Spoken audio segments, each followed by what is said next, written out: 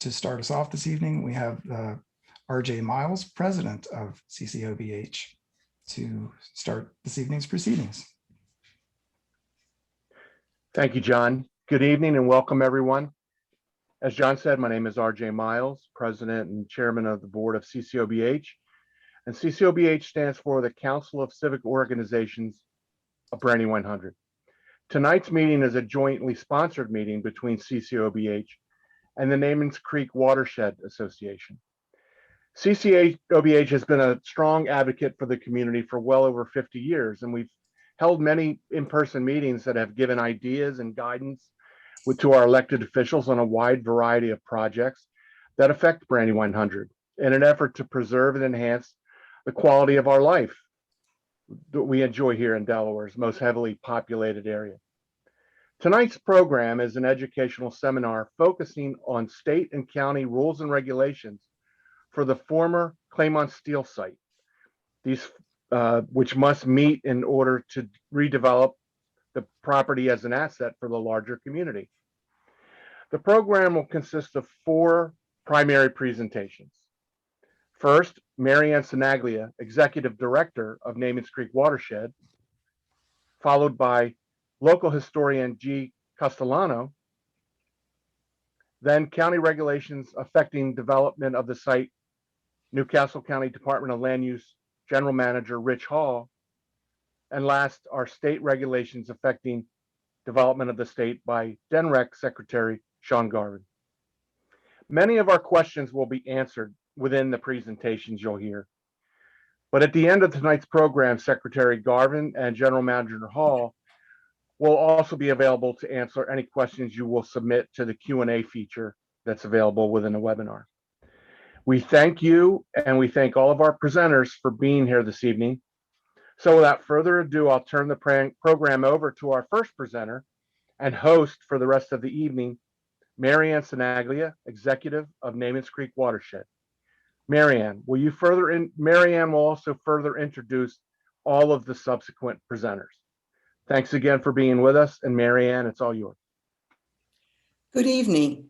Welcome to the CCOBH Naamans Creek Watershed Seminar on state and county regulations and guidelines that pertain to the redevelopment on the former Claymont steel mill site. The area that we will talk about tonight can actually be seen on the CCOBH logo, and it's right up in here. Sometimes development and redevelopment seem to take a long time, and citizens wonder why things don't move along more quickly and why original concept plans of the development are so different than the final plans. A seminar centered on the former Claymont steel site presents a unique opportunity to understand the redevelopment process from the historical, industrial, and governmental standpoints, and why government regulations influence changes from the original concept plans to final reality. As an aside, the Naamans Creek Watershed Association's interest in the site stems from 25 years of cleanup efforts along the creek.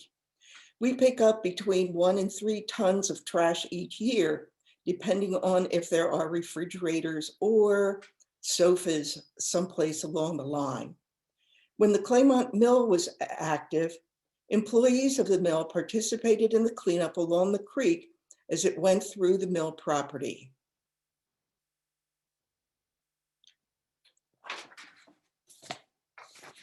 The agenda for this evening will include the introduction part, where I talk about the purpose of the seminar, and then we will have a map and an aerial photo of the area so you can get a better idea of what we're really talking about. We'll have the WDEL radio drone video of the Claymont sites, and then our speakers. For some background, the total area of the property is around 470 acres, 100 of which are under the Delaware River, and over 100 acres, most of which are along the 1 mile area along the Delaware River itself, will probably be parkland.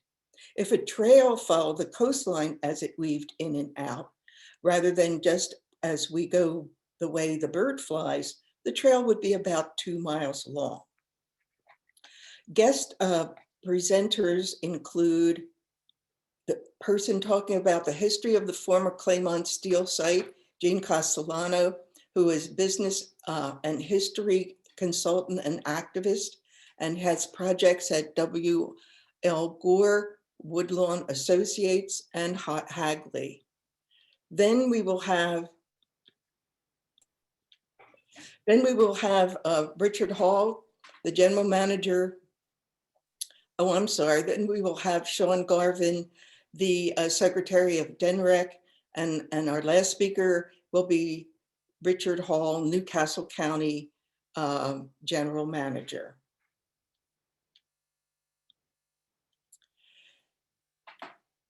After that, I will show you some key takeaways from the speeches. We will have our question and answer session, and then some closing remarks. Just a quick review of some of the webinar housekeeping. This presentation is being recorded and will be available for viewing online at ccobh.org. The audience for this presentation has been muted.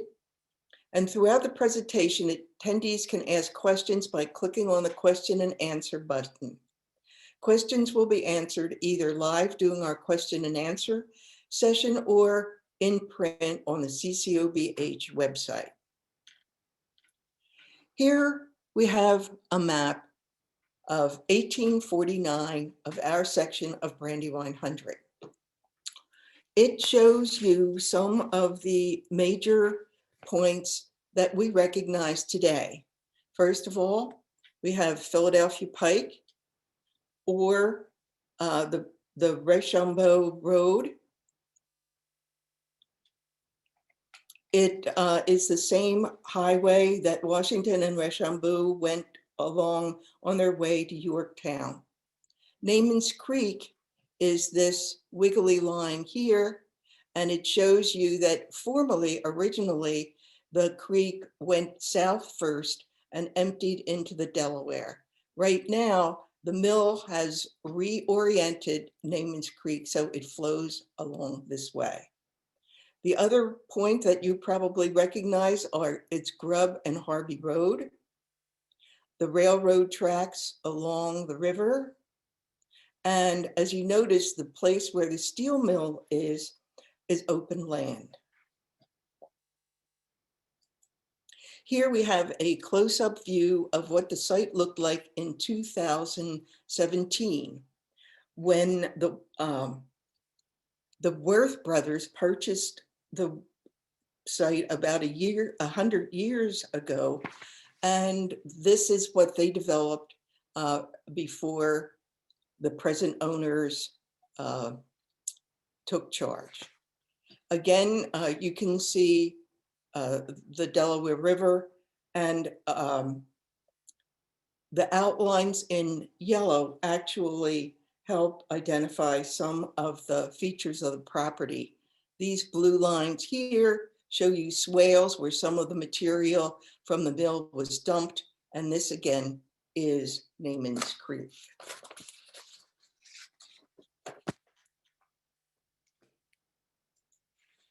We are going to see a overview of the property via a WDEL drone video.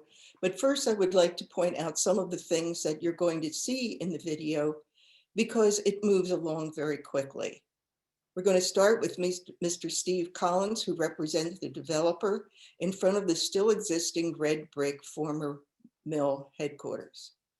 Then we're going to see views of the site from various different angles, some from the east, some from the west, some from the south.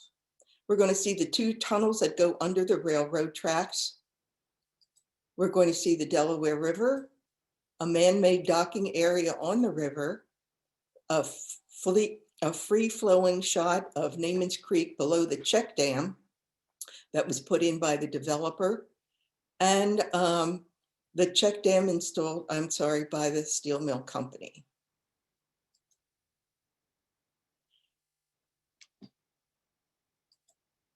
Okay, and here we go with the video.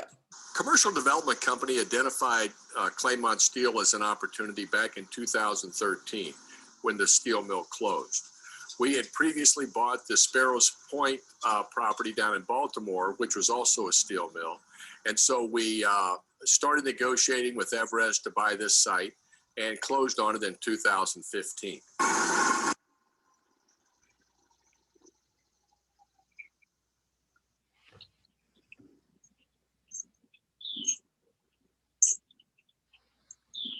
For the last 4 years, we've been working on the redevelopment plan, and we currently envision a mixed-use project that will include the new Claymont train station, office buildings, residential similar to Darley Green, and light industrial.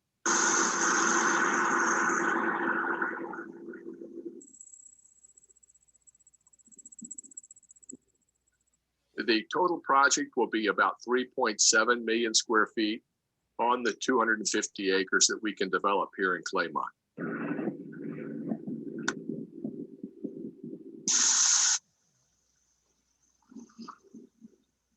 Also, there's a plan to put in a new sanitary sewer line on behalf of Newcastle County, which will allow them to eliminate a lift station and the cost of operating that lift station.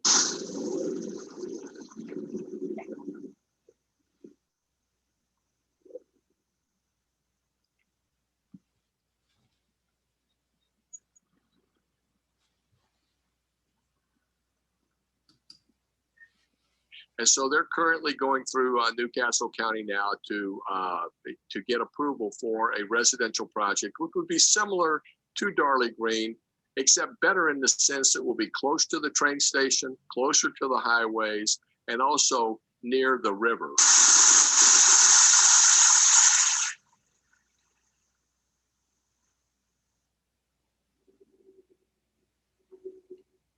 We do envision about 4 to 5 miles of trails that will run along Naamans Creek, along the Delaware River, and it'll be a beautiful asset for the neighborhood and for the region.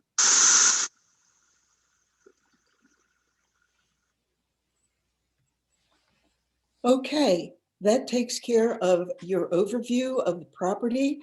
And now we will have our first speaker, Gene Castellano, history consultant and activist.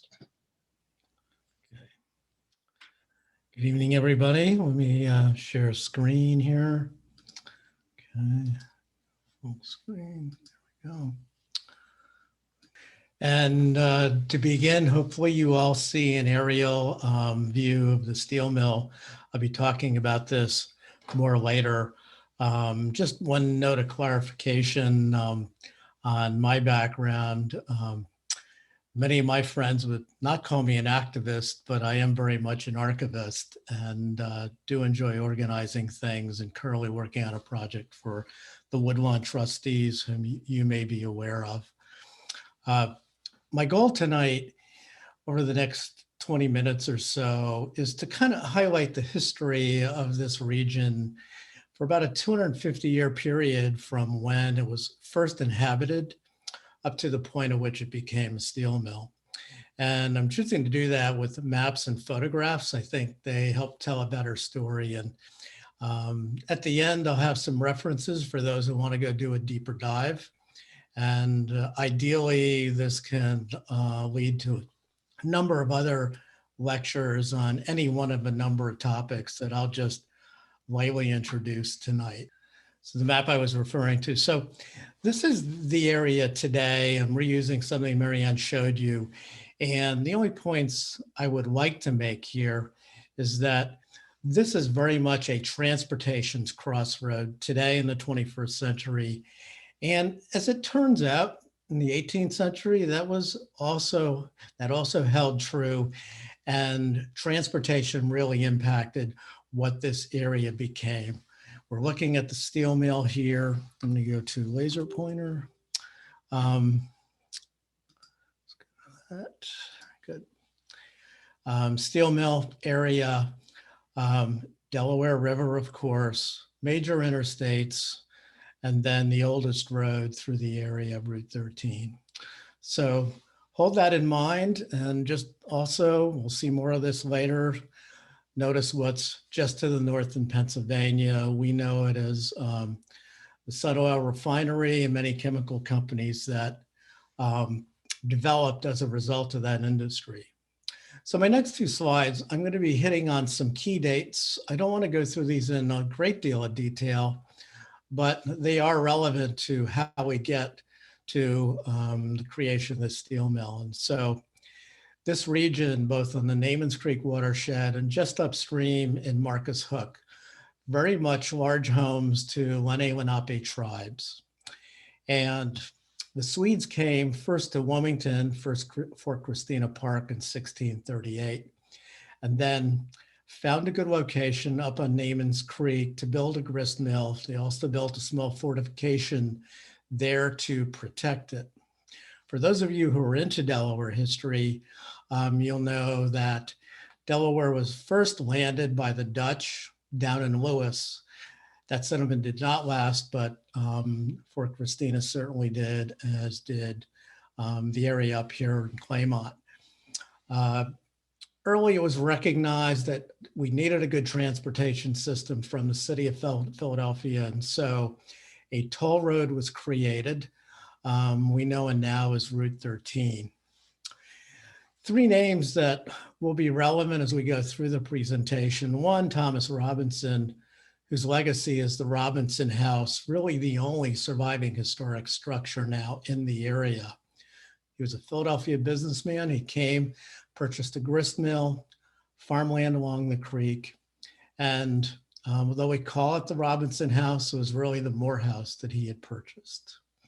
Another important person that comes into play later is a Swedish artist, Adolphus Werdmuller, who also became famous in France and then came to Philadelphia and then purchased a large tract of land along Naamans Creek.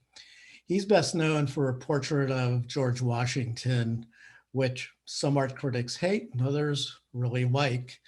But the key is he purchased in Claymont and used his home as a studio and as a place for patrons.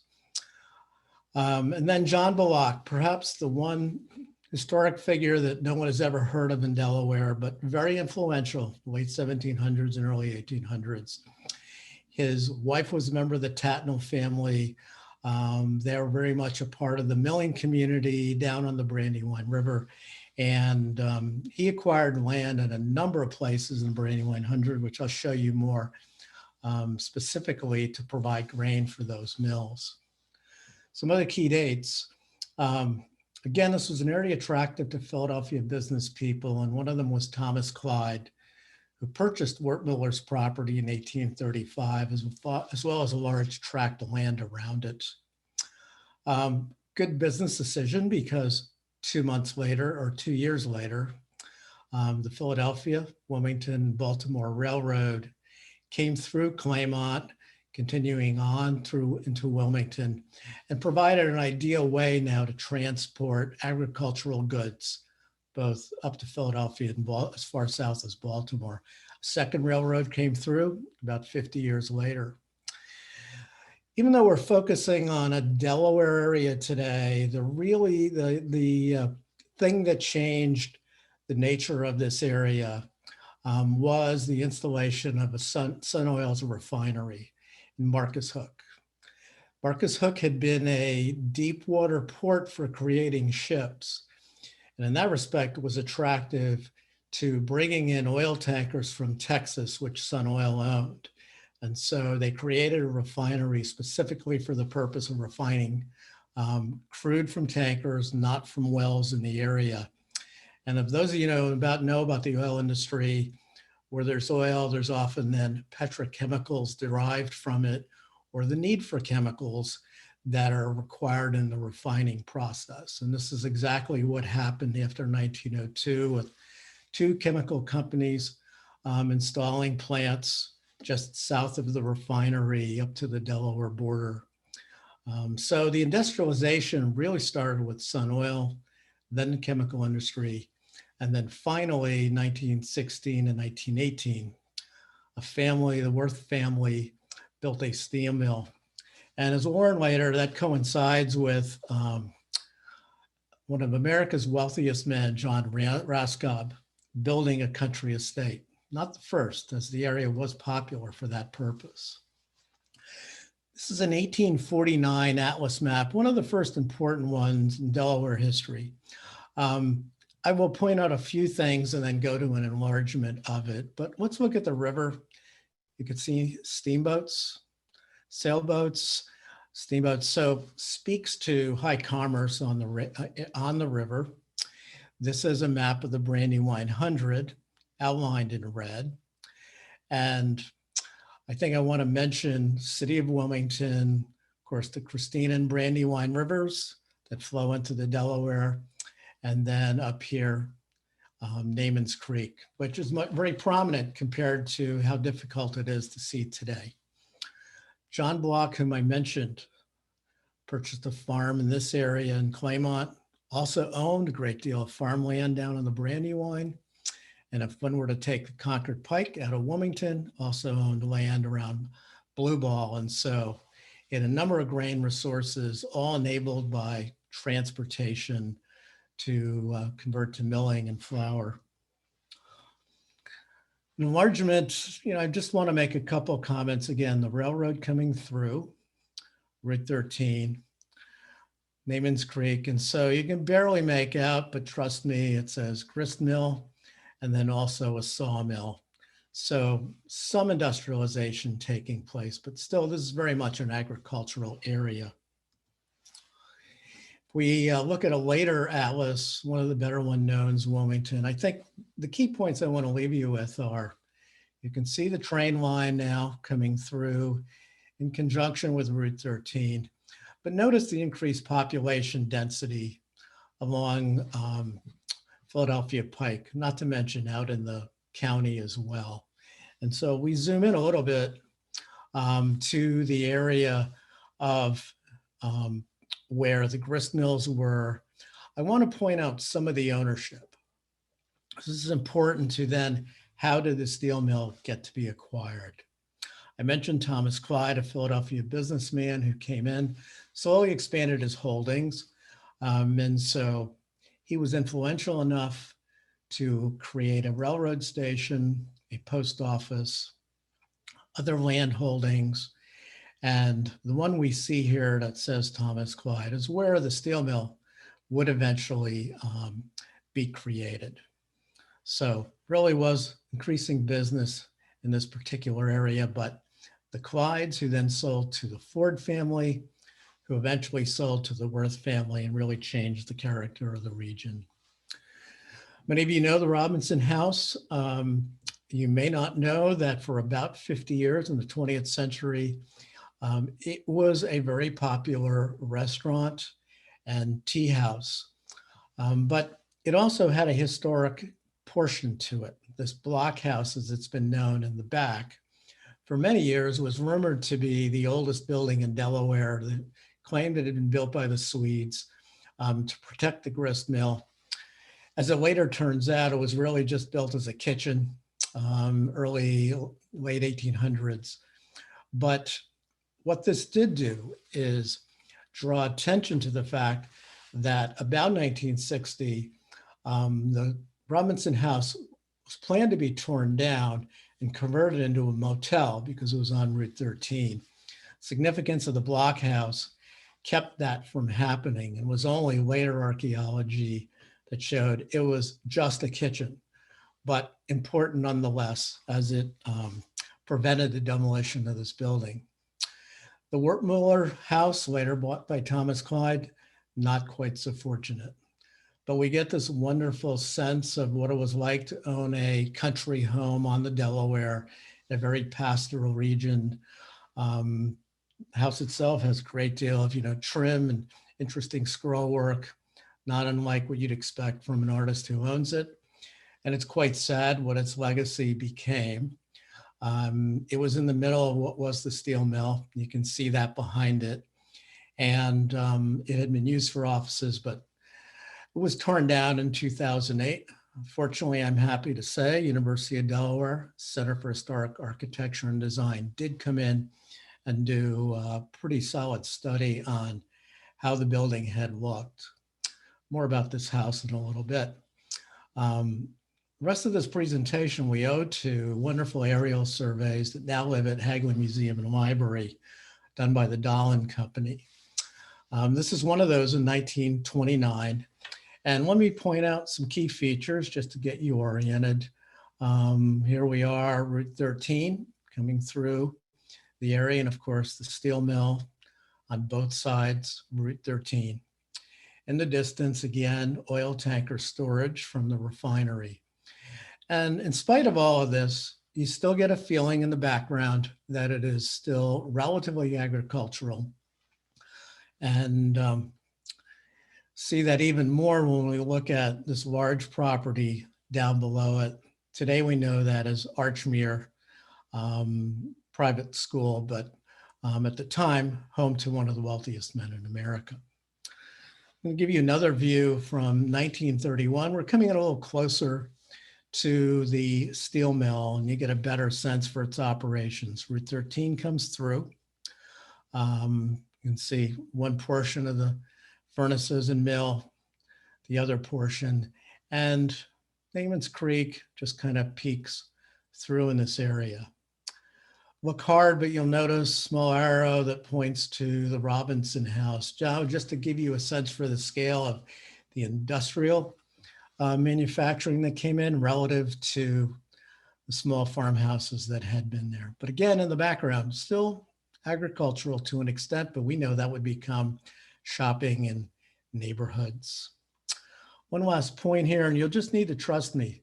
The Wertmuller house we were just looking at is right here peeking above the roof. So the good news is it was kept, but it was totally eclipsed by the mill. I'd like to talk more about John Raskob. It was coincident that as the Worth brothers were acquiring land for the mill, he was acquiring land for a very large country home. John Raskob had been a senior executive CFO of both the DuPont Company and General Motors. He'd been a longtime business protege of Samuel DuPont. We know that from Longwood Gardens. And John Raskob is best remembered, one of his greatest contributions was creating General Motors Acceptance Corp, or GMAC as it was known, which became the single most important way for consumers to purchase automobiles on time. And that concept lives today, really made the automobile affordable to Americans. He was a devout Catholic.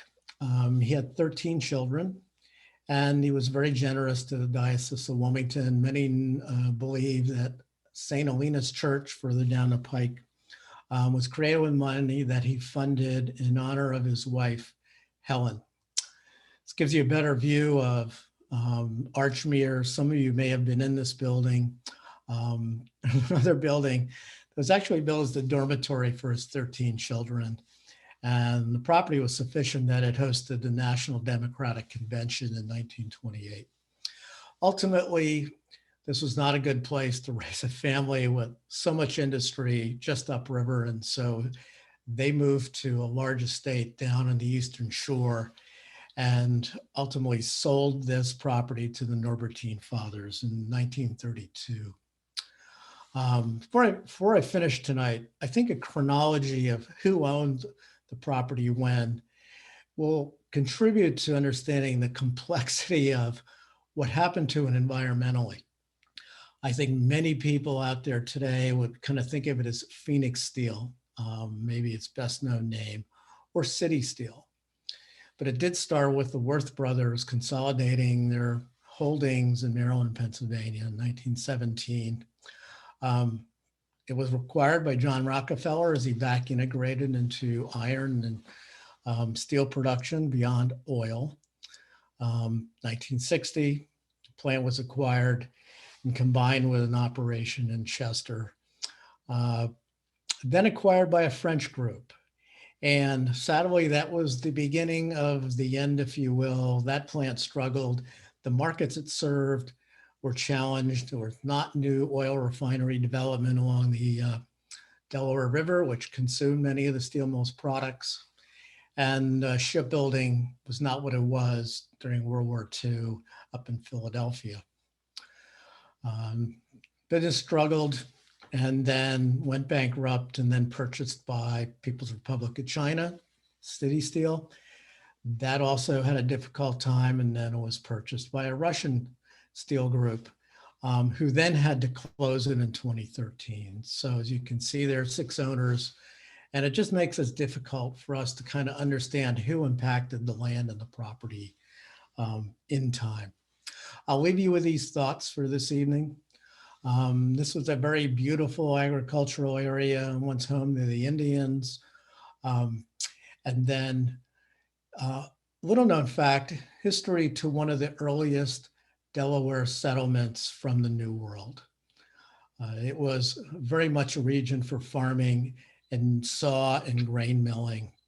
The Kingsville Highway and railroads and river traffic really enabled those businesses to flourish.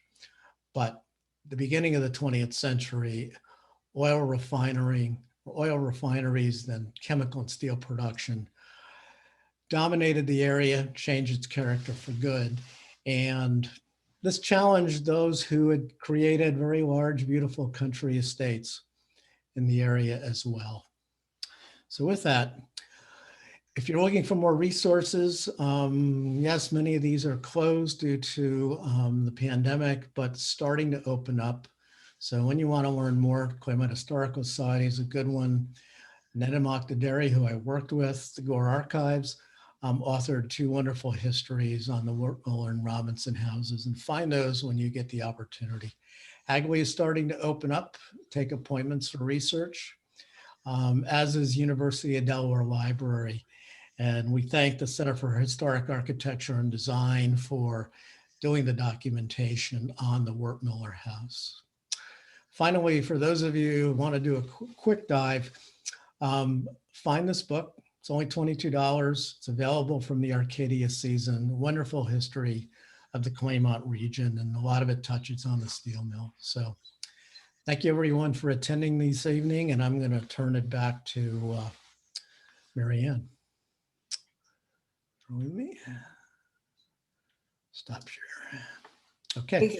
Thank you very much for that great introduction to what this area of Delaware was like in the past. Our next speaker is Sean Garvin, the Secretary of DENREC. Sean? Thank you, Mary Ann.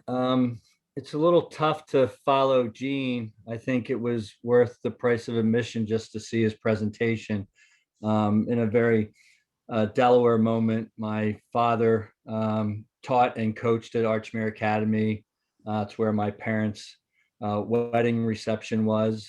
My great-great-grandfather was a victim of an explosion at Hagley back when the Dartys first came over from Ireland. So it was very interesting and nice to hear your presentation. And some of it I knew a little bit of, and some of it I didn't. So very well done, and I really appreciate the presentation. Mine's going to be a little bit more straightforward and probably not as interesting. I am the Secretary of Delaware's Department of Natural Resources and Environmental Control, and I think I'm here for 2 reasons. And I'm going to touch on 2 other things that connect but aren't directly related, but I think are things that you all might be interested in. So as it relates to the Claymont site, our role at DENREC is to ensure that the site gets cleaned up. Our primary focus is identifying, delineating, and then overseeing remediation of sources of contamination to ensure that it protects safety standards for the intended use while also protecting the environment. A lot of times in these situations, we don't necessarily have somebody who's taking responsibility. In this case, we have a current landowner, Claymont Properties LLC, who has entered into the voluntary cleanup a program to clean up the site. What we end up doing a lot of times in these sites, particularly these rather large and complicated sites, we break them down into what we refer to as operable units. They're either based on a geography, the type of contaminants, other restrictions. And so at the Claymont Steel site, there are 7 operable units on the site. 5 out of those 7 areas that have been identified for cleanup have gone through the various phases of the remediation and has received a certificate of completion of remedy or conditional certificate for commercial use at the site, which leaves 2 remaining areas that are continuing through various negotiations, investigations, and remediation phases. One that of note includes filling in the former cooling lagoon with soil materials. Just so happen were retrieved from the South Wilmington Wetlands project that we are involved in. And it would require placement of a clean cap over the filled lagoon once to complete this project. A final remedial action plan for these areas also include an environmental covenant on the property, deed restrictions for the site, restrictions for groundwater use, and requiring a contaminated materials management plan for safe handling of soils during the redevelopment activities. Also, and I think it's been noted on more than one occasion tonight, that there's also the new Claymont train station that is under development, and DelDOT entered into a brownfields development agreement with the department back in 2018 to help drive in that redevelopment activity. There's also the southern portion of the site adjacent to the Delaware River. This is an area that's not under remediation. It's an underdeveloped area that's was not heavily used for industrial purposes, so there's not any ongoing activities there. This area also does not include any state regulated wetlands, and at this time, no activity requiring DNREC lead has been proposed in this area. We continue to oversee the transition from me to eventually to Rich Hall. Is we don't make the land use decisions for properties. We ensure that the cleanups are conducive with whatever the future use of the property is.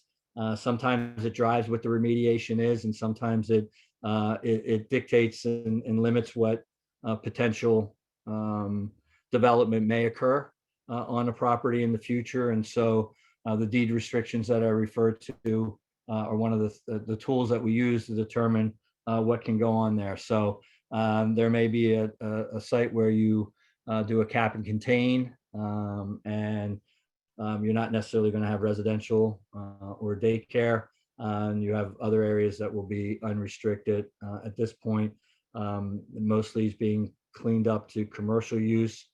But as the development process moves forward, we'll ensure that whatever is done, either the cleanup is consistent with that, or the development is consistent with the cleanup. And so that's generally our role as it relates to the remediation of the site, which is really our first and foremost responsibility. A couple other things that I wanted to mention that I know that there's interest in. One, just really briefly, we did conduct an air quality study investigation, which will the report actually will be coming out soon, hopefully released in the next several weeks or month. But the good news that the study showed that the organic compounds concentration in the Claymont area were low and similar in both specific compounds and the amounts that were observed at the monitoring station in Wilmington. So that's really good news. The other issue that I know there's been a lot of conversation and interest in is the Coastal Zone Act. And currently, the Coastal Zone Act doesn't really come into play as it relates to development at this site. The Coastal Zone Act, it was developed back in the early 1970s to really regulate the type of activities that occurred along the coastal areas of Delaware. I won't bore you with a lot of the history of what caused it to come about, other than it really was a oil refining interest down in the Lewis area that really piqued the interest in protecting our local coastal zone. And it had been in place for many years. And then back a couple of years ago, there was a discussion about, as a lot of these coastal properties, industrial properties, were beginning to become vacant. There was conversations about, well, what really can happen there, and what is the potential uses in the future. And so the Coastal Zone Conversion Act came about, which allowed for properties to be put back into productive use based on potentially similar activities that occurred there before, or adjacent type activities. I use the DuPont Edgemoor location as my example, since it is kind of right down there, in which they did titanium dioxide manufacturing at the facility. And the way the Coastal Zone Act was written, that only another titanium dioxide operation could go in there or nothing. And so it was determined that having some flexibility, but providing the necessity for offsets in 14 grandfathered properties along the coastal zone was necessary. Claymont Steel happens to be one of those 14 locations, along with General Chemicals and some others along pretty much along the coast through Newcastle County, and then there's one site in Kent County. And so I only give that as background because there has been a number of interests, and I've talked to a number of folks who've been interested in the coastal zone. The current proposed use at this site that will not require any Coastal Zone Act or conversion permit activities. But I did want to just hit on that because I know there has been interest. The other two quick things that I wanted to get to, either before I take some questions or I turn it over to Rich and then take some questions, are climate and environmental justice. And I'll be real quick on both of them. We are currently working on the governor's climate action plan, which also ties into the coastal zone, which also ties into any development happening along the coastal zone. And what we're putting together is really a lot of people initially referred to it as a roadmap as we address climate impacts in the state of Delaware and our responsibility and mitigation. But I look at it more, will be more of a GPS, which outlines a number of different routes that we can take. Outlines both on the mitigation side, how can we reduce our contribution to greenhouse gases and climate change, but as importantly, as the lowest lying state in the nation, what can we do about resiliency and adaptation? And so the climate action plan will outline all of those, and for everybody in the state of Delaware, how we are reacting and what we're doing as it relates to the climate is extremely important, both from health, safety, and the economy. So we're hoping to get that out sometime this spring. And then environmental justice, which is a big piece of what we do, is ensuring that all of our communities, particularly our fence line communities, have a seat at the table. Their concerns are not only listened to, but are addressed. And that environmental justice is not a thing that we do, but a way that we think about the job that is in front of us. And a lot of times, environmental justice as a whole has been dealt with as, you take it off the shelf, I'm going to do environmental justice, and then I'm going to put it back on the shelf and go back to doing my regular job. And it needs to be part of every decision we make and part of our thought process, and making sure that, all of our communities that are impacted, we're making sure that their concerns are addressed, that they have a seat at the table, they understand what the issues are, and that we are concerned with the many impacts that they have faced over many years. And living in the Claymont area, as many of you know, that's kind of how we developed as an industrial nation. Industry grew, housing went in and around industry. As people got more mobile, they moved away from the industry, and those who could not afford to move away were the ones that were left behind, and have seen just a continual impacts from decisions that we made. So environmental justice is a key piece, and we're working in the department right now to make it a higher profile, both internally and externally. And with that, I think I'm going to stop. And Marianne, I didn't know if you wanted to take questions now or wait till after Rich is completed. I am open to however you want to proceed in this. We had planned to have the question and answer period at the end of all the presentations. Okay. So, Well, then I will stop there, and I look forward to any questions folks might have. okay, thank you very much, Sean. We certainly appreciated your insights into how a heavily industrialized area like the steel mill property has now gone through remediation, so it's ready for its next stage in life. Our final presenter is Richard Hall, General Manager of Newcastle County Land Use. Rich? Thank you. Good evening, everyone. And I'm going to share my screen here. If I get the right part of the screen, I think this should be, let's see, get the right thing. Because I have a short presentation that I want to share with you all. So let me get back up to the top of this. Can you all see the screen now? Yes. Okay. Yep. Let me put it in the mode so we can all see it well and get to the top. There we go. You guys getting a preview here. Okay.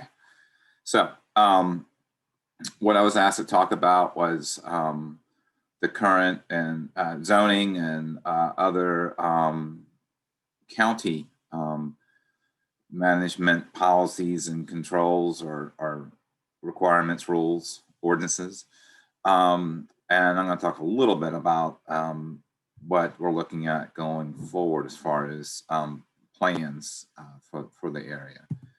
You know, a couple things kind of at the outset. I appreciated what Secretary Garvin said. I really liked the way he characterized the environmental justice issue. That's an incredibly important issue nationally. It's kind of been out there for a while. It's gotten more attention more broadly lately, which is a good thing, especially in a part of the county like this. And with that in mind, that's part of what was behind the sub-area plan or community area master plan for the area. And I'm going to talk about that in just a minute. So it's, I don't know if I will, I know Sean was saying he was going to be low key and such. I don't know who's going to win the award for that tonight. You know, I have about 10 slides. Want to lay out the basic parameters and then get to y'all's questions. This map here, sometimes it's hard to show a good map of Newcastle County on a PowerPoint because the way the county is shaped, and got a little bit of that same issue here. But the main point from this slide, this is the zoning for the study area as it was defined in North Claymont Master Plan. Mainly what you see there are two different shades of gray and red, and that makes up the majority, the mass majority of the land area in the study area. And that is, the red is commercial regional, we call it CR, that's for the bigger retail and commercial type of zone in the county, CR. And then the two grays are, they are industrial and heavy industrial. And you see those there, and that shouldn't be a surprise, as you all heard very well in the history that was laid out for you, what was on the site. And then you heard Sean talk about how, among other things, how it was cleaned up. What's showing you here now is a little bit of a zoom in, but the purpose of this slide is to show you the floodplain and the floodway. So the floodway is a subset of the floodplain. The floodway is the portion of which that has typically has velocity to it. So you are not allowed in the county to build in either one of those areas. So that area is protected by our Unified Development Code, strictest standards in the state for floodplain protection. And then we also have a buffer requirement in our ordinance, our Unified Development Code, or UDC as it often is referred to. Basically, it's the zoning ordinance and subdivision regulations for the county combined. Primarily, that's what that is. So we have a 50-foot buffer requirement on top of the outer extent of the floodplain. So that adds extra protections to the area. Obviously, portion of this is already pre-disturbed, but these areas are not to be built on for new development. I want to mention now the comprehensive plan, and think of it in almost two levels, if you will. We have currently the countywide comprehensive plan, and that was adopted by County Council back in 2012. The state of Delaware requires that the plan updated every 10 years, and we are working on that right now. That's for countywide. I'm talking about it right now. So right now we are in the midst of updating the countywide comprehensive plan, and where I like to say it's a little more of an update. To me, an update is checking a few things, making sure it's up to date, and updating some figures and some numbers and some things like that. But I would say we're rewriting the plan. I envision what we do to the plan that's due in 2022 will be a significant rewrite for much of the county's comprehensive plan. What we also have going on are the sub-area plans. And so we have North Claymont, and we're working to take these sub-area plans. Most of them that we have were done in conjunction with DelDOT and WillMapCo. And we're working to not just have them be reports, but to have them be actually adopted by the county council to give them a higher status, if you will, give them more meaning and a higher level of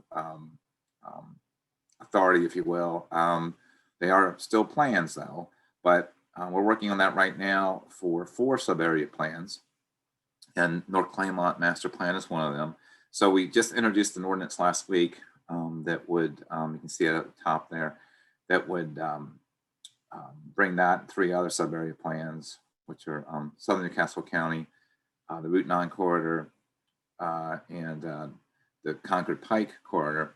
Bring those in, essentially bring those into, amend them into the current comprehensive plan for now. So we got a number of plans going on, and I just don't want to confuse anyone. So we'll have the sub-area plans, and in the future, there may be additional sub-area plans in the county. You know, one of the things, I've been here now just a little over 4 years, and one of the things I think is important is the county is big enough and diverse in all meanings of the word, that I think it's important the county has more fine-grained community-based planning to augment and inform the countywide plan. So that's and the North Claymont plan is one example of that. So you're going to see a couple of excerpts from that plan, and obviously there are goals and strategies, and the NCAMP is an acronym for it, North Claymont Area Master Plan. That's that second bullet there. And then I'll talk a little bit about the future land use map and how it informs what the future action should be for the area, including zoning. And then it goes through an adoption process with the state and the county. One of the things about the future zoning, I showed the current zoning a few minutes ago when you heard the history of the site. You heard about how it's cleaned up, and this is sort of, I think, all planned in the presentation tonight. You know, forward motion, if you will. So currently, as you saw, most of the zoning is industrial and heavy industrial, and another big chunk of it is commercial regional. You know, chances are good, you can still build plenty of things under those current zoning designations, but it's likely that zoning will, at least some of it, will change going forward to accommodate some of the things that may be built there. I don't know how familiar you all are with the North Claymont plan. It's on our website. It's on Will Mapco's website. But this is a kind of a blocky but general, what you might call a massing rendering, if you will, showing you the main boulevard looking up into the train station. I guess another big part of this, I know that Secretary Garvin mentioned it, but the state and federal government have a humongous, using a technical word, humongous investment in that train station, moving it up to the site. I believe it's slated to open in about 2 years. And I think that has the potential to really be a game changer, a catalyst for bringing change to the site, which is one of the main reasons there's a large public investment in moving it there. In my experience, and what some people call placemaking or transit-oriented development, and trying to redevelop sites like this on a large scale, it takes big game-changing actions like the train station and other things to help be a catalyst to make these kind of areas change. This is just another rendering of sort of the vision for how this area might be built, with a lot more attention to aesthetics, walkability, bikeability, and certainly roads as well. And then what you see on this picture, here's two pictures side by side, obviously, is you see the train station on the right there, and then to the left you see some of the layout, and the main road in the middle is the main boulevard coming into the train station. Now, as far as some of the key parts of the plan, the plan lays out a lot of ideas and visions for future growth, but the main part really is looking at the future land use map. And you see on the left the current land use map for the area that calls for, has industrial heavy uses, as well as a new community development area. That's the area on the left, that kind of, I don't know, it's a teal or aqua blue, whatever that color is. And so you can see some of those key uses there. And then you see them get changed up on the right. It's a lighter color teal, really looking at mixed uses in new community development, redevelopment, revitalization for the site. I think it's still a lot of what's going to actually be built there is still up in the air. And, you know, we're trying to add some guidance on that, or the planning effort that I mentioned before. And that very well may lead to implementation. That's typically the way plans work. Implementation tools and actions. We may need some more flexible and more modern zoning tools to accomplish some of what might be envisioned for the site. So that might come out of that. That would follow the plan. There's other tools, whether many of them, at the bottom there, working with the state on transportation improvement districts.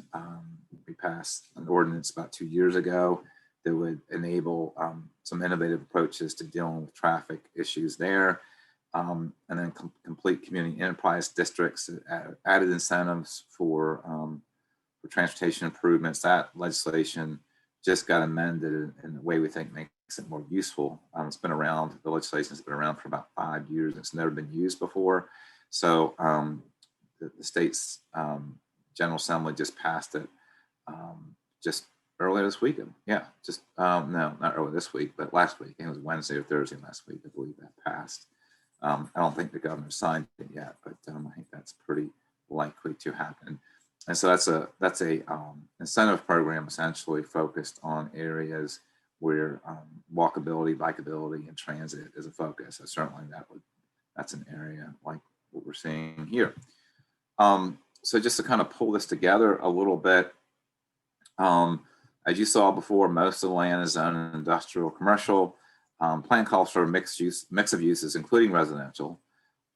So again, that's going to call for some changes to zoning beyond what's there now. There's a number of things could be built there now, but to get residential and some other land use in there, it will require some zoning changes. I talked about that second bullet ordinance introduced at council last week to formally start the process to formally adopt the public process to formally adopt the 4 sub-area plans, including North Claymont.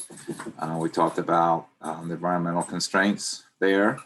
I mentioned the train station. I really am hoping, again, that is a catalyst to attract mixed-use development to the site. And we've gotten in the Department of Land Use several preliminary development proposals.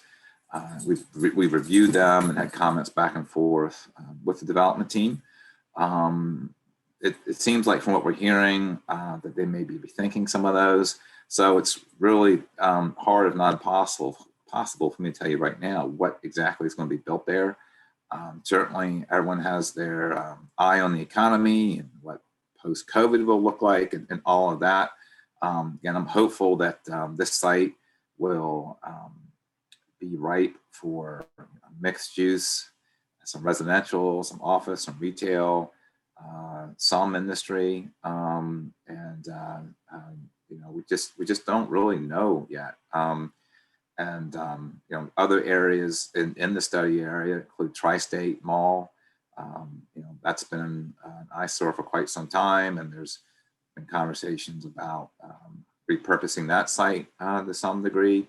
Certainly, these areas you would think are prime locations. I know a number of people are excited about the potential to make use of the waterfront, the coastline in the North Claymont site, and obviously you have Naamans Creek coming down, and even though it's in a very urban area, that's a very attractive stream there. So you have really some great potential here, which you guys don't need me to tell you, but you know, I find it very exciting. And you know, some other things going on in the area. You know, we have a community of Knollwood, which has had some difficulties over the years, and the county working with a number of partners with our property code enforcement and public safety, and other partners have really worked to try to improve some of the tough situations there, whether it's some of the housing there, some of the difficulty or some of land ownership there, and some of the neighborhood parks. So Public Works and Department and Public Safety have been good partners on that. So there's some good news there for kind of a tough community. And so just going forward, really hopeful that we can see a lot of positive change in the area. There's a lot of great things already, but some great opportunities to build on. So, thank you.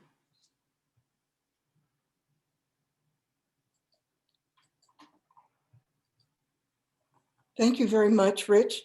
I think that we have got some idea now on the complicated things that have to go on before we change from one particular land use to another. And may I share my screen again, please? Yes, you should be able to now.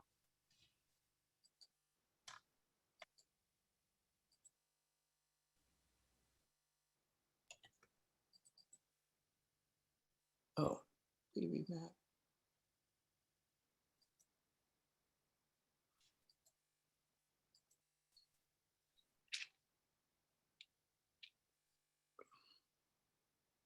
Well, It's on the your app. green button at the bottom of your toolbar that should say share screen. I Yeah. did, I tapped on that.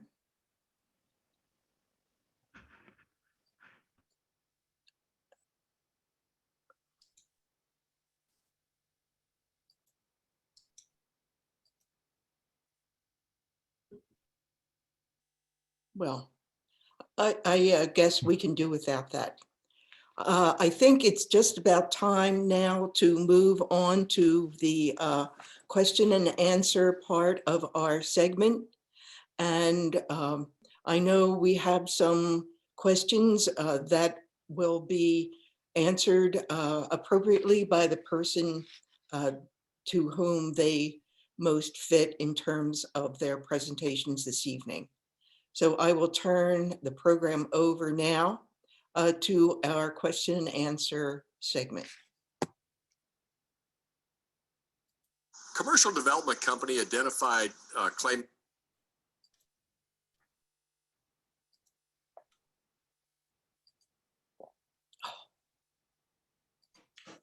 You've got it now, Marianne. Now I don't. This was a quick review of because I think we've had two or three talks that have been so different in what they were presenting that I just wanted to give us an opportunity to go back and kind of get a quick review of the three of them before we start our question and answer segment. So here are the takeaways from the history of the steel mill. It was once the home of the Lenni Lenape tribes, and it became one of the earliest New World settlements in Delaware. Before 1900, the region attracted farming and millet, and because of its good access to the Delaware River, the King's Highway and railroads. And after 1900, oil refineries and chemical steel production dominated the area and changed its character. This clashed with its popularity as a pastoral region for wealthy country estates, like the property that we now know as Archmere Academy. I'm going to put my interpretations of takeaways from DENREC, and there I have three of them. First, the Coastal Zone Act really is not in play on this property because no heavy industry is planned. Second, heavy contaminants in the area are now removed. Therefore, the area is ready for industrial and commercial development. And the third thing that I noted was that the station will help change the traffic that can be generated by the site and also help change the use of the area. Then we have Newcastle County land uses takeaways. And we have a number of them here. Most of the land area or commercial plans is mixed use, including residential. Ordinance 21036 was introduced very recently to formalize the plan as a part of the Newcastle County Comprehensive Plan. We have a few environmental constraints. The riparian buffer area includes all the floodplain plus an additional 50 feet of additional land. And in undisturbed riparian buffer areas are 100% protected by the Unified Development Code. Everyone is hoping that the new train station will be well used and attract mixed use in the area. And several preliminary development proposals have been submitted, but it seems as though there might be a rethinking of what the development team wants to do with the site. And this brings us full circle to what I mentioned in the introduction, and that sometimes it's very difficult for us, the general public, to understand why the original concept of the area changes so much as things progress.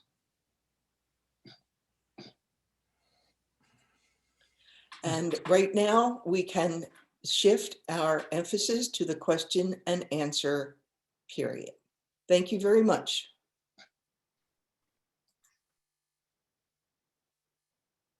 Our first question is for Secretary Garvin. However, General Manager Hall may also have some input. With the compromised condition of the Claymont area, Delaware River waterfront, do you believe it is safe to develop the steel mill site? Second part of that question, would you support a riverfront recreational area in the former Claymont steel site? So thanks for those questions. To answer the first question, yes, that's part of what the responsibility is. We want to see as many properties as possible to be put back into productive use that benefits the community, benefits the state, and part of what our responsibility is working with those who are responsible either for the contamination and or for the ownership of the property to ensure that that they clean up the property so that it's consistent with whatever the future use is going to be. And so, yes, I believe there's still some work to do out there. As I said, that two of the operable units still have some work to be done. But yes, I think that the property can be put back into appropriate productive use. With regard to the second question, that's a little bit more complicated. Do I believe that there should be open space? Do I believe that we should have as much natural areas as we can, have development in one area and leave open space and forested areas and other things there as we can? Absolutely.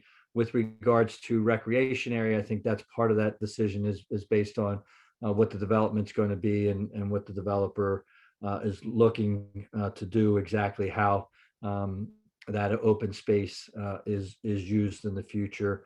Potential connections to Delaware Greenways. I know that there had been some conversation about connecting it down to Fox Point State Park. That will be a little bit difficult, or at least a little bit difficult going along the Delaware River because there are some constraints with the railroad and some Delmarva facilities, as well as some kind of wetlands and areas that kind of get pretty close along the Delaware. But there might be other ways, again, through greenways and through others to connect that this area to other parts of the state.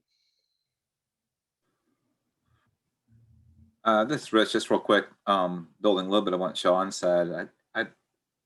We do want to see that site reused in a productive way. Obviously, as I mentioned several times, all the effort and cleanup and the big public investment in that train station. What exactly goes there? I tried to say several ways that and try to sound as intelligent as I could about it, but we just don't know yet. I know what the plan says for there, and it speaks to mixed use and a number of different types of land uses. I don't envision a steel mill going back in there. I just don't think that's in the cards if we wanted it to or not.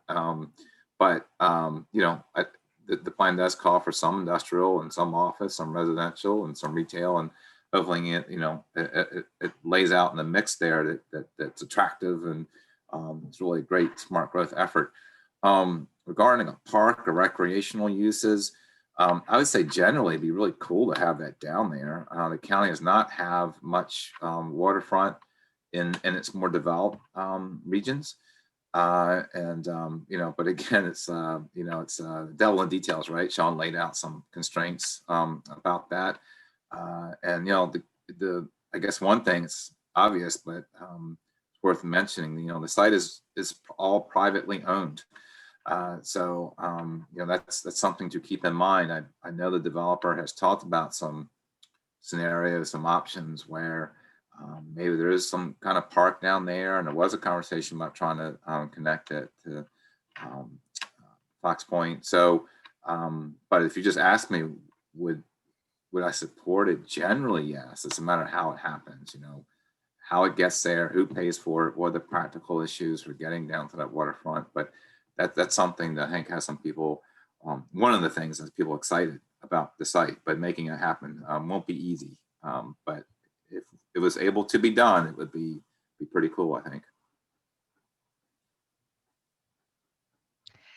Thank you. We have a second question, and this could also go to Secretary Garvin as well as General Manager Hall. Are there plans to put solar panels on the buildings?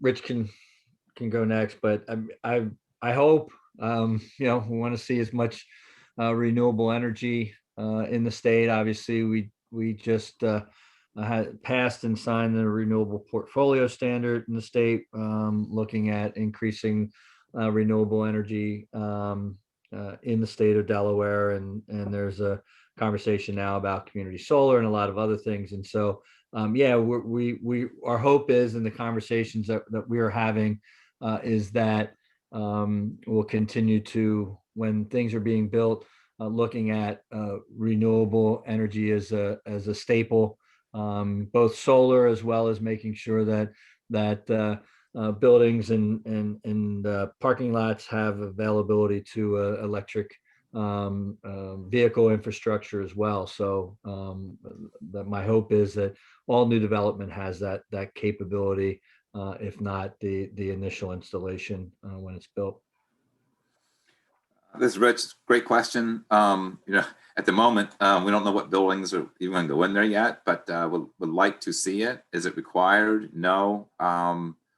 But that is something, as you know, Secretary Garvin was mentioning, how that conversation is certainly ongoing with renewables at state level, and it's got more and more attention at the local level. We passed an ordinance 2 or 3 years ago focused on solar, more about, you know, making it easier to do. So let's hope so. The next question from our attendees, this is for General Manager Hall. If there is to be housing on the riverside of the property, how is land use feeling about the 2 tunnels under the railroad tracks regarding access and egress? Well, that's a good question. We brought that up as well, and the development team is looking at that. You know, there's access just getting to those tunnels, and the tunnels are, you know, very interesting old stone, and you saw some of it in the video with the pictures at the beginning of tonight's program. But making sure that there's access just from a logistical perspective, people can get down there. But obviously there's a safety issue that would need to be addressed as well. And I know that at one point the development team talked about working with the adjacent property owner and having sort of an emergency access that way, if they could cut through their property, if there was an emergency, to help augment the tunnels. But that's a good ongoing detailed point. Thank you. The next question is also for General Manager Hall. Can you please explain the Ordinance 2136? Sure. What that ordinance will do, and it's just introduced last week, is it will essentially, it creates a new chapter in the current comprehensive plan and for sub-area plans, because we have not, the county has never adopted any sub-area or community area master plan. All the plans for the county has been the county-wide comprehensive plan. So as we really want to formally adopt, you know, so essentially ultimately a vote by county council. So as we want to formally adopt these sub-area plans, including the North Claymont plan, and into the comprehensive plan, formally bring them in, formally make them part of the family, the planning family, if you will, basically marrying the plan into the county-wide plan. We have to create a place for it, and we're creating a chapter in the comprehensive plan for that. And then the plan itself, its major recommendations would be voted on by council to be adopted. And so that's what that ordinance does. It was just introduced. So that ordinance will go to the state for their review. That's probably going to be, I'm guessing, in April. And then it goes to the planning board, and then it goes to county council. So that'll take several months, but I encourage you, certainly you can contact my office anytime, but you can track those things on our website, or you have trouble finding it. Again, you can certainly contact my office, and we can tell you its status, but it'll be a little while, probably at least until June at least before it would be to the county planning board for public hearing. May even be July.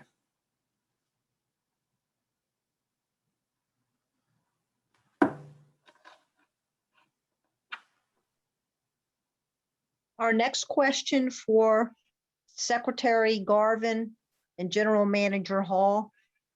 The question is, what is the Unified Development Code? It's all you, Rich. I don't know, do I get more points if I answer more questions than Secretary Garvin? Yes, you do. So Unified Development Code, it's the local county ordinance that essentially regulates land use. The main parts of land use. So most other local governments have a separate zoning ordinance and a subdivision regulations. And for the most part, the Unified Development Code, which is somewhat unique regulatory tool, it basically combines those two things. It's been in place since the late 90s.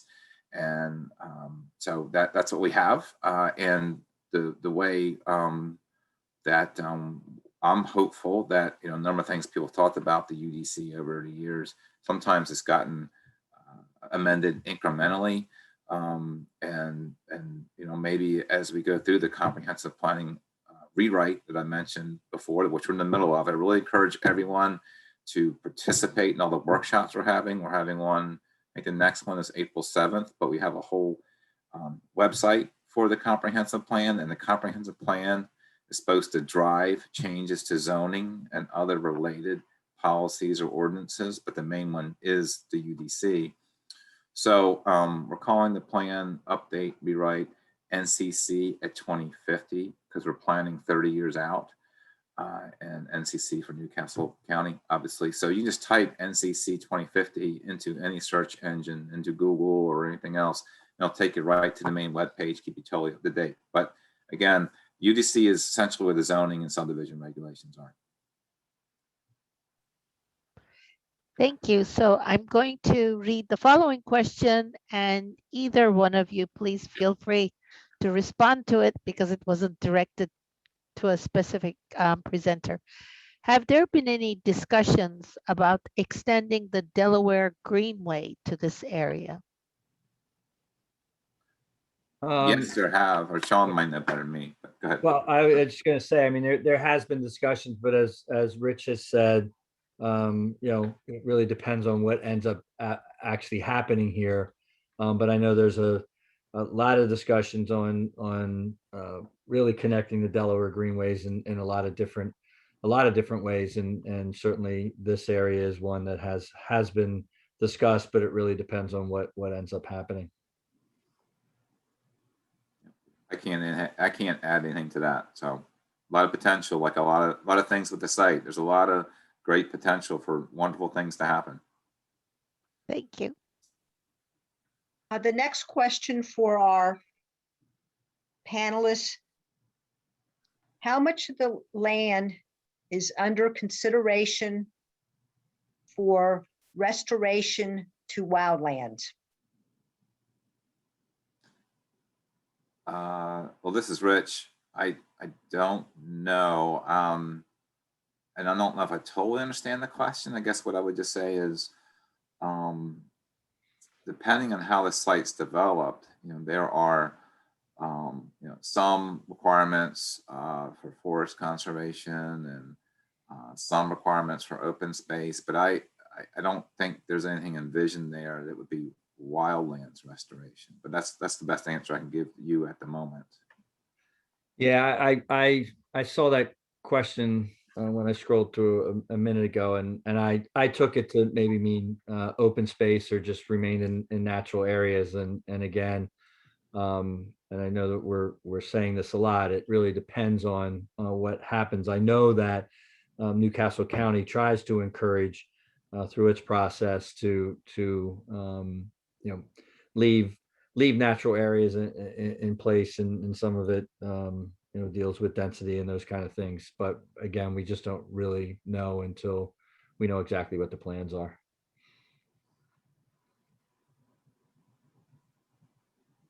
Okay, since you're scrolling and looking at the questions, that's wonderful.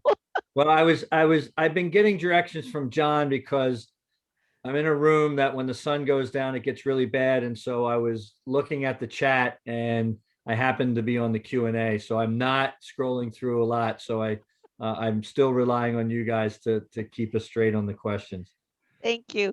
So the one question is, and there are quite many actually around the same topic, but has there been any discussion as to the types of housing that may be integrated into this area? This is Rich. I'll take a shot at the types of housing. Not a lot, not yet. We have not gotten, one proposal we got was for office. The second one was mixed use, and I don't think they had residential. And if it did, it was a small amount. But there's been conversation about plan ideas have not yet been submitted to my office about a mix of housing, but that's been conceptual. So I really can't tell you much more than that because I don't know much more than that right now. I'm really interested to see what the next kind of round of proposals are.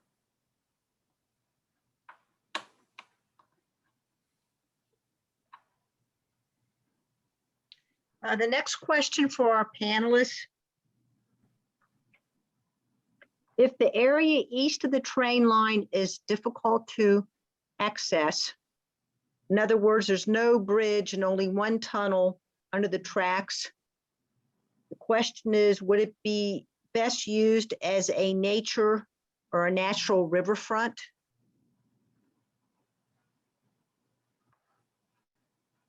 I don't know if Sean wants to take that. I guess that's part of what's being contemplated. It's a matter of, does a development team want to dedicate or donate the land for that? Would the receiving entity want to take it and maintain it and do whatever restoration work would be needed? But those are some of the ideas that are being contemplated, as Sean mentioned as well earlier. Yeah, I think Rich is right. I know that that's a challenging area just because of the access issue to it. And I know that the number of things have been kicked around, and I think access, no matter what you do, is going to be a little bit of a challenge. But also who actually would control it and maintain it would be questions as it relates to that as well. Okay, I am going to ask this next question, and again, it is for you, gentlemen. How will you measure progress towards environmental justice in the North Claymont region? Who decides the standards to define progress? So I think that's probably me, but Rich might have some thoughts. I think that's really part of the question and part of the struggle with just environmental justice and how you define it. There is a definition that has kind of evolved over time, but it's really connection to the communities. And so I think we're all going to define it. I think the community is going to define it. I think those of us who are engaged in it are going to define it. But what I can tell you is there is a lot of work to be done, and it is a collaboration between the communities, between government, between business. All of us have a responsibility when we talk about environmental justice, and so I think that's part of what we're trying to figure out. Both us at the state, the local levels, the federal government is how best to not just measure it, but really the important part is how do we make sure that there is justice to our underserved and overburdened communities.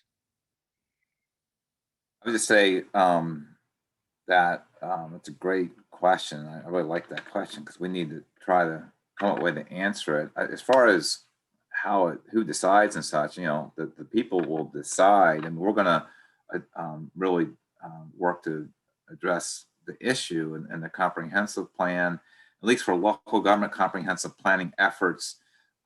It's not something that's been done much before. I know California requires an environmental justice chapter or element, and they might be the only nation in the state that requires that in their local comprehensive plans. We're doing a little bit of research on best practices right now to see what makes sense. There's not a lot of examples to go on, but you know, we do want to try to make as many things measurable, at least directional, but as quantified, as measurable as possible.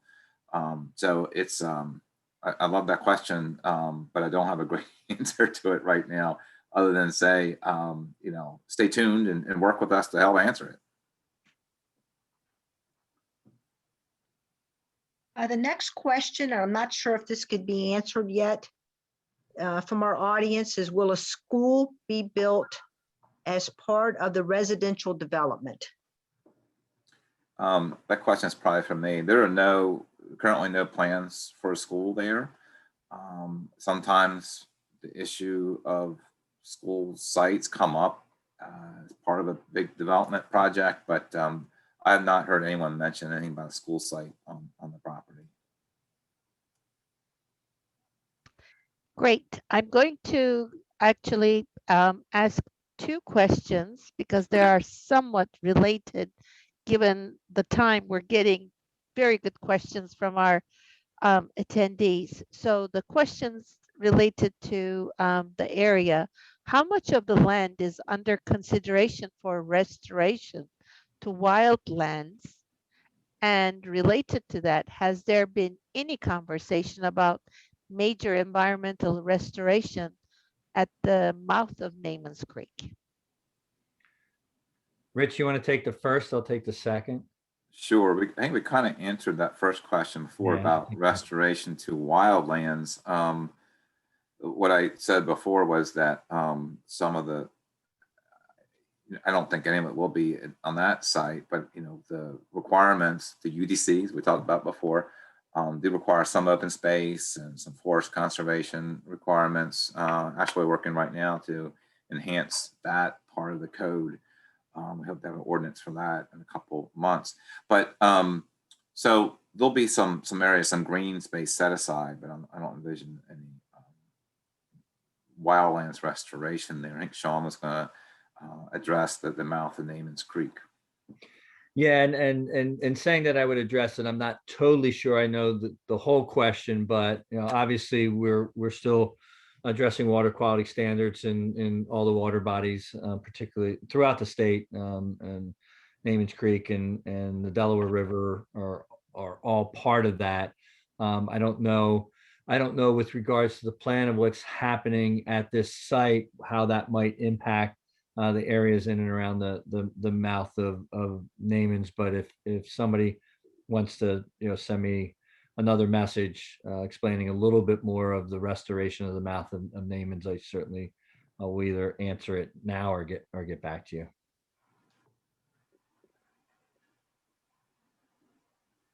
Next question for our panelists.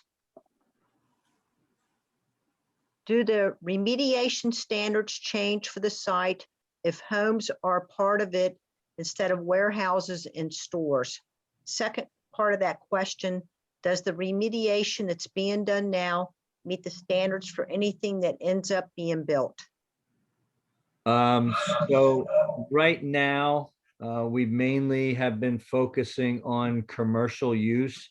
Residential standards are a little bit different. I'd have to go back and check to see to the level that the remediation is actually happening. We've been focused on commercial up to this point. If it's going to be residential, there may be some additional things that would have to happen, but they may have already, even though commercial was initially the focus, they may have already cleaned up to a residential standard. I'd have to find out, and I can get back to Mary Ann or whomever and pass that along. Excellent. So this next question is pretty much related to that. Since the land is not currently zoned for residential use, what would the timeline be for getting it zoned for residential use? Also, what permits and zoning approvals would be needed?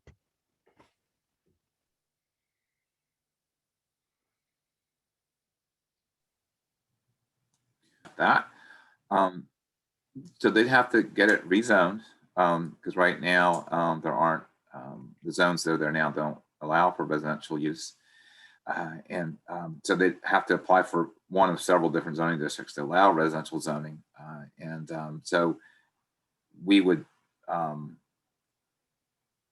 rezoning would follow the plan, and which the plan calls for some residential on the site, as I mentioned before. So the way a rezoning works is, it's, you apply for it, and it goes to the state. They do a review at Plus is what that group is called. Then it goes to the planning board for public hearing. Then it goes to the planning board business meeting when they make a decision. The land use department makes a formal recommendation for or against, or for with conditions. This is the case with any rezoning. Then from there, it goes to the county council and their land use committee, which is, all these are public meetings. And then from the land use committee, typically a week after the land use committee hears it, it goes to the full county council for a vote. Now, those are several steps, and all those steps have advertising requirements and timeframes, and it depends on if folks are focused on trying to move it along quickly. If you match up calendars correctly with the advertising requirements and the standard meeting dates, rezoning can take 4 to 6 months, and then once the rezoning occurred and they had a subdivision, or what we call record plan that went along with that, that gets reviewed, and it gets built, there's permits for the individual homes, a number of other details, but it's a pretty involved effort, and there's a lot of opportunity for public involvement along the way.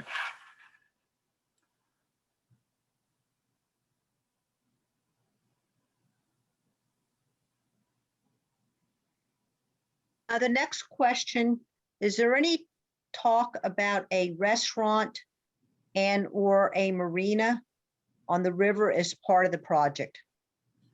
I have heard people talk about that. There's no plans for it that's been before us yet, but on one of the initial sketches I saw for the site when I first came here, showed, again, it was a sketch, it wasn't a formal plan, for a marina, and I suppose a restaurant as well. And I've heard a number of people talk about how nice it would be to have such a thing. And kind of like I was saying before, I mean, sitting here talking to you all now, and I've been on the property a couple of times, I think that could be pretty cool. But obviously a lot of things have to get in line to make that happen, and have to work out. But, I can see why people get excited about that idea. If I just add, I'll set aside the restaurant issue, that's outside of our purview, but if there was going to be a marina, there's a whole lot of other hoops that would have to go through to get something like that approved. And I haven't heard anything at this point. So wonderful questions coming in. I'm looking at the time, and these two are related. Therefore, I'm going to ask them again. The first one was directed to you, Secretary Garvin. Is there any thought to require a % of land restored to a more natural area in projects such as this? And before you answer, let me read the last one related to that. Connecting the Naamans Creek to the Delaware River could benefit fish spawning. With the removal of the dams there, wouldn't that be an important restoration of value to the environment? So two different questions. I think the percentage of land that's left is more of a open space or more of a land use question than it is a cleanup regulatory issue.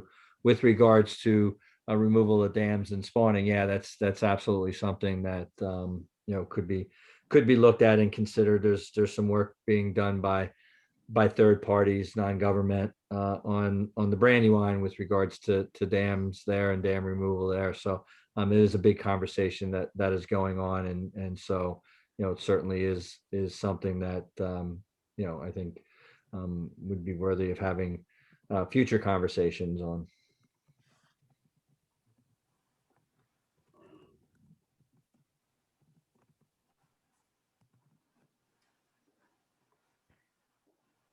Okay, I'm going to take this last question here, and my friend will, there are some actually total of 10 additional questions, and we will try to see if we can get a lot of these.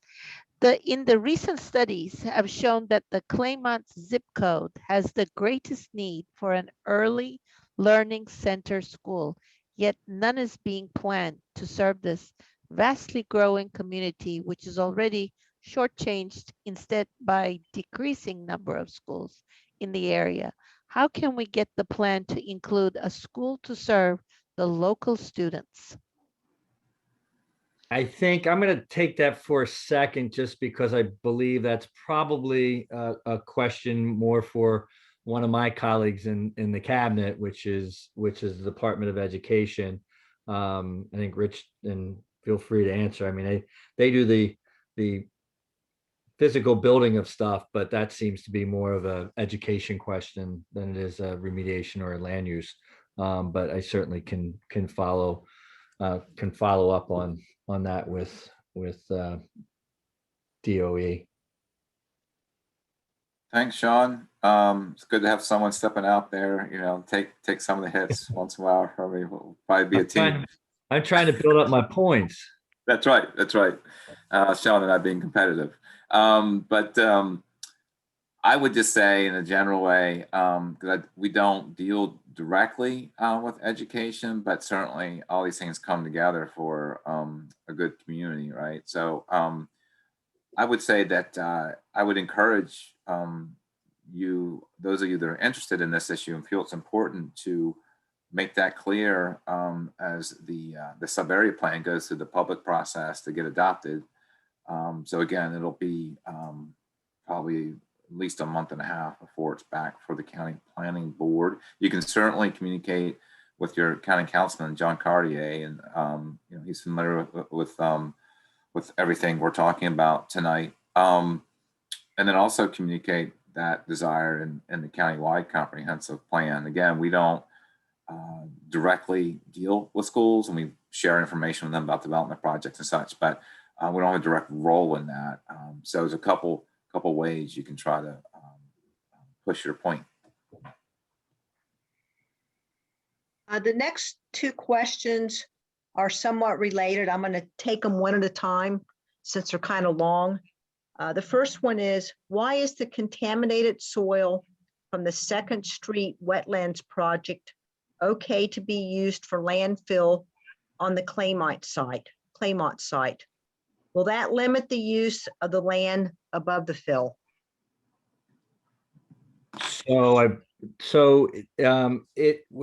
It wasn't contaminated site. It was development of wetlands. So there was extra soil from that project. So looking to put it into productive use, it was used at this location.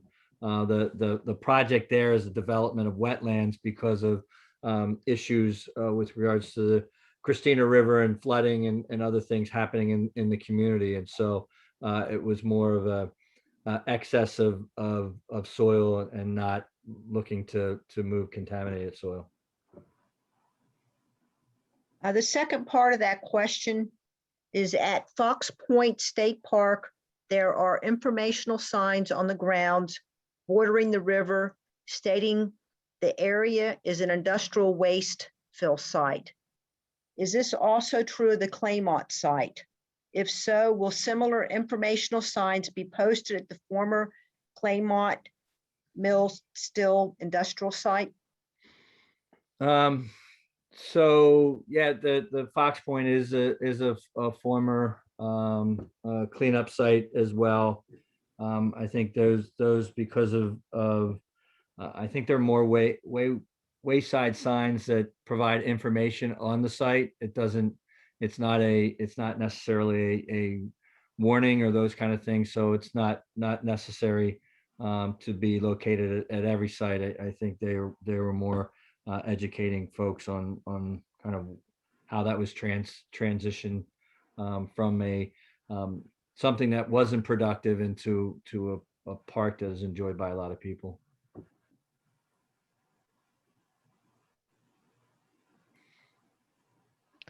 All right, so we have few more, and let me go ahead with this one. Based on the state and county standards, what type of environmental cleaning does the site have to go through to be free of any hazardous materials so the soil and water can be utilized safely by the public? Well, I think that's the process it's undergoing now. Every site's different. You look at it from a standpoint of, do you remove things, do you cap things? And so, and each, as I said at the outset, there's 7 operable units here, and each of them are being treated a little bit different depending on location, contamination, future use, past use. So that's kind of the process that's been going on at the site for the last however many years. It's been a while. Thank you. You're welcome. Next question is, will there be periodic tests conducted by the state and county to ensure that the site is free of hazardous materials and there is no recurring contamination? It depends on what the final remedies are. If there is going to be any ongoing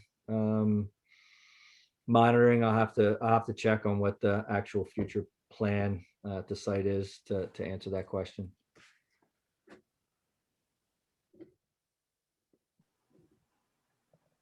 All right, we're down to 3 more. What state and county standards must be met for parts of the site to be used for residential housing as opposed to commercial or industrial development? I think you touched to this in the previous questions, but if there's still something that you would like to add, that'll be great. Yeah, I don't know that there's much more to add. There's various standards that are set aside. This has mainly been focused on commercial, but as I said, it's still could be cleaned up to residential standards. But you know, we'll continue to look at what the future use of the site is. But commercial has been kind of the focus because that's how the land use is laid out. Yeah, and this is Rich. The only thing I would add to that is, you know, as Sean mentioned earlier, if residential is to go in there, they would need a rezoning and have to make sure that the cleanup is at the residential standard. And I know it's come up in the past. I believe the site is cleaned up currently or on its way to be to the level of a commercial standard, and the residential standard is higher. So parts of it may be to that level now, but I'm not sure, but it would have to be at that residential standard if residential was going to go in there. Yep. One of the last few questions is regarding the industry for the site or the industry that's been proposed. So the question is, what is the definition of the industry for the former Claymont Steel Industrial Site? Some people have referred to it as it's going to be light industry. So currently the site still has the same zoning that was there when the steel mill was there, and that's heavy industry. And so That's the current zoning on the site right now. So the plan, one of the things the plan does is to to change it up and to be more focused on lighter type industry. So that's what the plan is calling for.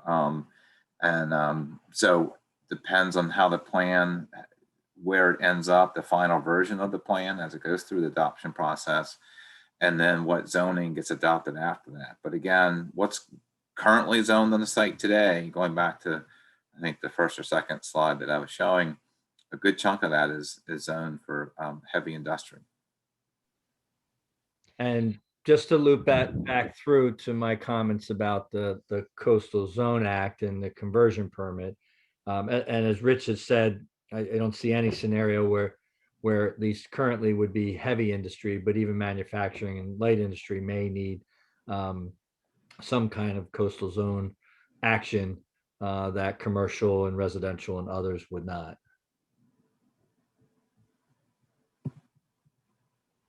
Okay, thanks. So this is my last question, and I think we're getting ready to wrap up. What volatile organic compounds were found in the soil during the remediation thus far? You had to save the toughest one for last. Let's see if I have the breakdown. This is for all the points, Sean. I know. Yeah, you know, if you could, if you sweep in and get this, it's a resounding win.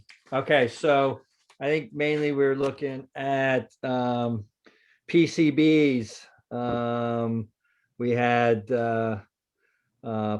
PHAs. We have metals in the soil and the sediment. That's kind of the suite, at least of the things that we were concerned of. I can actually get a full list, but I think they were mainly the biggest ones of concern.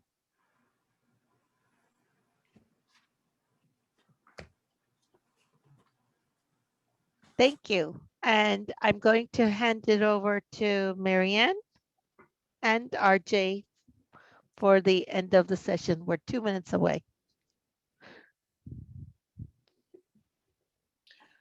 Well, thank you very much to our three speakers. I think that Jean did a good job in talking about what the land used to be like. And certainly over the past 120 years, that has changed dramatically. And a lot of people now are trying to have some of that, quotes, industrial progress, unquote, turned back into a type of land use that would be more friendly to lighter industry and perhaps recreational use. Thank you so much to our three speakers. Make sure that if you have some questions and want to revisit our webinar, it will be on our CCOBH website. And with that, I will ask Jay or RJ if he has any further comments. Thank you, Marianne. Let me thank our guests, Marianne Sinaglia, Jean Castellano, Secretary Sean Garvin, General Manager Rich Hall. I'd also thank my fellow board members who put a lot of work into organizing this meeting. And last but not least, John Clancy. While CCOBH has participated in and held a number of meetings, this was our first webinar meeting, and John was instrumental in helping us through the pitfalls of getting the webinar just right. So thank you, John, so much. Our mission tonight was to present a program that began with touching on the rich history of Claymont, because when we look at history, it helps inform us and gives us a vision of what the future could be. And Jean, I think you did an excellent job, and I know that there's probably opportunities to continue that conversation in the future. The next was to help the community understand that redevelopment is a procedural program and steps, and we're in the very early steps of the redevelopment of this site. And it really is an exciting opportunity for Claymont and Brandywine 100 and northern Newcastle County for that matter. Everyone will be receiving an email, and in that email, I would invite you to participate in the survey, answer a few questions, and you'll note that our public email address, public@CCOBH. I would invite you to reach out to us with any follow-up questions, see where we are as we move forward in the process on this wonderful project. And we thank everyone for attending tonight. It's been a great meeting, and I wish you all a happy Monday. Thanks. Thanks, appreciate it. Thank you for the opportunity.